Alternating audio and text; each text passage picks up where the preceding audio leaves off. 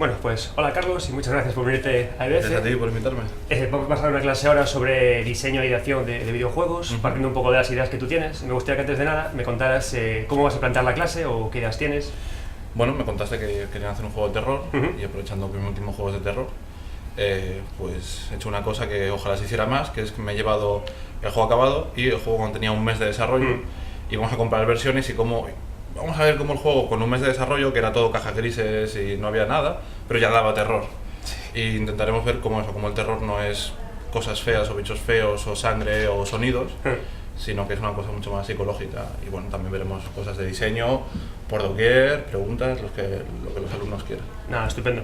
Además me interesa mucho que estés en el máster porque bueno, sigo tu carrera desde My Impact to Thalamus, la parte cuando hacías Barcelona, esa sí que no llegué. Entonces me ha gustado mucho cómo has evolucionado desde My Impact to Thalamus, que tiene una narración más lineal, que es más poco a poco, a cuando llegas luego a Infernium, que a mí me pareció uno de los juegos españoles de este año más potentes. Te lo juro que desde que pude jugarlo hasta todo el año he dado pensado una vez en el juego. Es dificilísimo, pero a la vez es muy interesante, muy sugerente y creo que tienes una manera de diseñar que puede ser muy útil para nuestros alumnos. Entonces yo quería hacer unas preguntas para que también las tuvieran ellos, para que las leyeran a través de nuestro blog. Y la primera es que tú, que eres un diseñador que trabaja de manera independiente tú solo, eres un one-man army, absolutamente. Lo primero es que cuando empiezas a pensar en un videojuego, ¿cuál es el momento en el que empiezas? O sea, ¿qué es lo primero que tocas? ¿El diseño del mundo? ¿Lo que quieres contar? ¿Cuál es tu punto de partida? Por ejemplo, con Infernium, que es tu última obra, ¿cómo...? Pues que Infernium es un juego que sale 2 años antes de que... O sea, yo desde antes de Man ya quería hacer un juego de terror. Pero no sabía el qué, no sabía darle el qué. Y recuerdo perfectamente, estaba buceando en Filipinas y íbamos a hacer buceo nocturno. Yo había tenido un accidente con una motillo y estaba hasta el culo de antibióticos, fatal. Y además estábamos sacándonos el Advance, que era para hacer buceo nocturno, de altas... Bueno, en fin, una movida porque además iba a venir un ciclón, no sé qué iba a venir, la isla en la que estábamos, y o lo hacíamos 4 inmersiones en un día o no podíamos bucear. Y estábamos molidos de noche, encima buceo nocturno, que ya nos habían avisado que de noche son los animales más peligrosos y tal. Y recuerdo que estábamos acojonados, pero fue entrar al agua y de repente se me pasó todo el miedo, porque es que mi cabeza hizo como un clac, hizo como un... Mira, no te preocupes por lo que no ves, porque tú vas con una linterna, claro, no puedes enfocar a toda la vez. Sí. Dice, no te preocupes por lo que no ves, si te muerde algo ya te morderá, tú preocúpate por lo que ves. Y entonces pensé, wow, un juego de terror en el que el terror no venga de no ver a los enemigos, sino de verlos y de saber que te tienes que enfrentar a ellos. Y recuerdo en esa misma inmersión, estando abajo, recuerdo que el guía filipino, están muy locos los filipinos, nos hacen apagar las linternas, empezamos a mover las manos, hace mover las manos y sale como magia, sale como Disney. Y es un black bioluminiscente que se activaba con la luz, pero se iluminaba todo. O sea, nos tiramos kamehamehas literalmente y veías la energía, era increíble. Y recuerdo, es que me acordaré siempre salir, lo primero que quitarme la máscara, el regulador, y lo primero que le dije a mi amigo es, tío, ya tengo la idea para el siguiente juego. Fue un momento de lucidez total, o sea, y recuerdo toda la noche que no podía dormir porque estaba la cabeza dándome vueltas. Es que está guay, porque de hecho yo tu juego lo pasé muy mal, pasé miedo auténtico y claro, al final los enemigos principales que tienes son toallas flotantes. Sí, no tienen nada, o sea... Que tienen un pequeño toque antropomórfico y yo me acuerdo de un momento concreto del juego que estaba ya pasándolo mal y giro y veo una toalla a lo lejos y ya me cagué vivo, ¿no? Y es una cosa que hablamos también en la clase, que es el primer día cuando hablaba del juego de miedo, que dicen que al final tú en un juego de miedo puedes tener miedo hasta de un teléfono, de una puerta o de lo que sea, ¿no? Y es un poco el punto de partida con el que trabajaste, es un buen concepto. Sí, yo más que el miedo quería trabajar la angustia y la ansiedad. Me había propuesto hacer un juego de miedo que te diera ansiedad más que terror. La da. Esta semana una chica es sorda y es experta en accesibilidad, comentaba que Infernium para ella es de su top 5 de juegos, porque ella nunca había conseguido sentir terror en un juego, porque casi todos los juegos de terror dependen mucho del sonido. Infernium es un juego que tú lo juegas sin sonido y sigue dando miedo. De hecho, Arturo Monedero, el diseñador de Delirium, se la ha pasado entero y le ha pasado una cosa que es terrible. No puede con el juego, o sea, le da mucha ansiedad, que es, bueno, ya sabes a lo que juegas, ¿no? Y no se lo podía pasar, además los sonidos decía que eran como demasiado. Entonces lo que hacía era, quitaba el sonido del juego y se ponía la música de La La Land de fondo. Y cada vez que lo veo me dice, eres un cabrón, eres un gilipollas, porque ahora cada vez que veo La La Land pienso en tus putas mantas y no puedo escuchar La La Land sin sentirme mal por dentro. O sea que sí, incluso escuchando La La Land el juego da miedo, por lo que... No, ya te digo.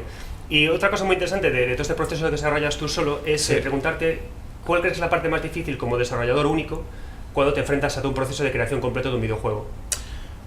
Bueno, para mí son dos. Por una parte, la parte final de pelearte con Nintendo, con Sony, enviar correos. Todos los que somos desarrolladores tenemos el tiempo muy limitado y al final es un trabajo que no te aporta nada y ves que no avanzas y correo ya te rebotan, ¿no? Y ahora habla con el departamento B que necesitas el papel no sé qué. Eso es horroroso, pero es que yo creo que en la vida esto toca hacerlo. Es que ya desde que te haces autónomo ya tienes que pasar por este aro. Y por lo más difícil no es incluso el desarrollo del juego, es luego no, para mí lo más difícil es eso, porque me da mucho palo, o sea, es que no lo soporto, me da ansiedad. A mí yo envío un correo y me da ansiedad. Pero para mí lo más... ya no es lo más difícil, porque ya son unos cuantos años con esto, pero sí que diría que es lo que a la gente al principio le va a costar más, es el día a día. Es decir, yo veo días del desarrollo de Infernium que me he pasado el día metiendo rocas, porque las rocas que ves en Infernium las he puesto a mano, y si ves un nivel que está todo lleno de rocas, cada roca está puesta a mano. No mola pasarte un día entero poniendo rocas a mano. Pero tienes que hacerlo, ¿no? Y yo creo que lo difícil es eso, o sea, los proyectos se quieren un poco por momentum, que es como una ola, ¿no? Y luego rompe, y todo el mundo está al principio como... ¡Oh! Y luego viene la travesía larga del desierto, ¿no? Y ahí es donde tienes que sacar fuerzas de donde sea para tirar, porque si no, no salen. Y parece una tontería, pero hoy es poner rocas, mañana es poner plantas, mañana es refinar no sé qué cosa. O sea, el trabajo de día a día de un desarrollador de videojuegos no suele ser muy agradecido, suele ser más un trabajo de callo, de ir haciendo. Y ahí es donde se ven realmente quién es buen desarrollador y quién es postureo, ¿no? Porque es un trabajo que te digo, es muy de... Y estando solo, que no estás en un equipo, te apoyas mutuamente, o si alguien necesita ayuda, o siempre ves resultados, porque si ahora los de arte que han hecho algo que mola mucho, luego son los de la animación, no, si estás tú solo, te tienes que automotivar y eso siempre cuesta bastante. Entonces dirías que es importante para un desarrollador que empieza tener claros metodologías de trabajo, maneras de organizarse y... Sí, por supuesto. O sea, yo, por ejemplo, yo no uso Slack, ni Scrum, ni nada, pero sí que es cierto que a mí me gusta quitarme el pijama. Para mí es fundamental para trabajar. Y yo tengo un par de manías, un par de cosas que ya he desarrollado. Ya me conozco a mí mismo, cuando me encuentro más cómodo, cuando prefiero, por ejemplo, ¿no? Una cosa que me he dado cuenta que no hay que hacer nunca es trabajar más de lo que te pide el cuerpo al día en el buen sentido. Es decir, me he dado cuenta que trabajo 5 horas y avanzo un montón. La sexta ya no tanto, la séptima y la octava ya es como que el día siguiente tengo que rehacer lo que he hecho. Y entonces el trabajo heavy o de programación o de arte que tienes que estar muy concentrado, siempre hacerlo al principio y dejarte las tareas como más superfluas al final del día, eso siempre te hace avanzar. Organizar bien en función de cómo eres tú. Muy interesante. Bueno, volviendo a tus trabajos, a Mind, Path to Thalamus y a Infernium, a mí una de las cosas que más me gustan es la ambientación con la que trabajas, ¿no? Me parece que está muy conseguida y de hecho es una cosa que creo que mantienes mucho en todos tus trabajos y que incluso creo empezar a verla en Coral, tu siguiente obra, y es que al final trabajas con escenas que en principio parecen muy desconectadas entre sí, pero precisamente el cambiar de una a otra te produce un choque, que ese desconectarte de ti mismo es la gracia del juego, ¿no? Porque te predispone a que me puedo encontrar lo que sea después. Sí, eso... Y me pasó mucho en Infernium con la escena tuya de la casa, esta que está girada, que a veces yo la veo y digo, no entiendo por qué lo ha hecho, pero creo que si no lo entiendo es la gracia, ¿no? Bueno, o sea, Infernium juega un poco a la sorpresa de que va a ser lo siguiente, pero no hay una pantalla de carga como Mind, que sí que era más tramposo y luego te cambiaba un poco y había como la frontera. En Infernium, a mí, no sé si existe el término, pero yo lo defino como contraste ambiental. Mola mucho estar en un sitio, cruzar una puerta y decir, what the fuck, no me esperaba esto, ¿no? Si tú, yo qué sé, si estás en una montaña y hay nieve y poco a poco vas bajando y de repente la nieve se va fundiendo, de repente hay árboles y luego llegas a un valle y después del valle pues hay un río y tal, es como... no voy a decir obvio, pero sí como te lo esperas que pase eso. Si tú estás arriba de una montaña, das la vuelta y estás en un desierto, la cabeza del jugador, pero la gracia es integrar que el cambio, digamos, entre ese desierto y esa montaña, que tú ves el cambio y dices, es realista, sí, tiene sentido que las texturas y tal cambien así, pero sería imposible encontrarme esto nunca. Claro. Y esa es la idea del surrealismo. Yo no he inventado nada, esto se lo inventaron los surrealistas hace 100 años, pero me encanta, porque es pervertir la realidad de una forma que luego te hace ser mucho más creativo. No sé. Sí, es que es una manera, me parece muy interesante, de trabajar con la inmersión, que precisamente es romperla para generarla. Sí.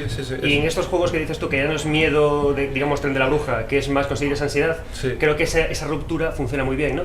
Y de hecho, te preguntaba ahora también por Coral, porque creo que un fondo marino en sí, con la experiencia que contaste antes, tiene mucho también de ese no sé qué me voy a encontrar y de esa ruptura incluso entre escenarios. Yo no he hecho submarinismo, ¿no? Pero por lo que veo en los vídeos que has ido subiendo o lo poquito que puedo saber, me parece que es una sensación como muy similar. O sea, yo antes viajaba y entonces probé el buceo y ahora viajo para bucear. O sea, es una locura todo lo que hay debajo del mar y lo alienígena que es ese mundo. Y cada vez que buceas es diferente, aunque vayas al mismo sitio. O sea, es increíble. Si tú vas al bosque ves a lo mejor 5 animales en un día y has tenido suerte, buceando, ves 5 animales en un segundo. Claro. Y los paisajes y todo, o sea, es increíble. Y obviamente es una cosa que me ha... sí, incluso Infernium está muy... Bueno, el lore de Infernium trata sobre el buceo. Pero es que además Infernium, tiene como otro toque más perverso y más pervertido, que es que los escenarios bonitos de Infernium suelen ser los que más miedo dan, porque cuando ya llegas a ellos ya te conoces el juego y lo cabrón que es, entonces dices, si me han puesto aquí, no es porque me va a pasar algo bueno, porque el desarrollo es un cabrón y aquí me va a pasar algo, y esto que es tan bonito en realidad va a ser una trampa. Entonces crearle al jugador esta cosa mental de wow, estoy en una playa preciosa, pero sé que me la van a meter doblada, pero no sé el qué, pero Dios, no me fío de esta playa tan preciosa, ¿no? Conseguir no me fío de la playa, sí. Entonces, era uno de los objetivos clave de Infernium, y está claro que todo va relacionado con experiencias vitales, y el buceo es una ley. Sí, porque además en Infernium trabajas con la narrativa de una manera muy particular, porque tienes unas sugerencias ambientales, trabajas con la narración que tienes impresa en las paredes, sí. Y luego trabajas siempre con romper eso que se cuenta con lo que decías tú, esa parte más perversa que se puede ver cuando llegas a los finales que tiene más adelante, ¿no? Sin embargo, contrasta mucho con la narración que tienes en Mind Path to Thalamus, que parece casi un juego más tradicional de avanzar contando, salvo el golpe que haces al final.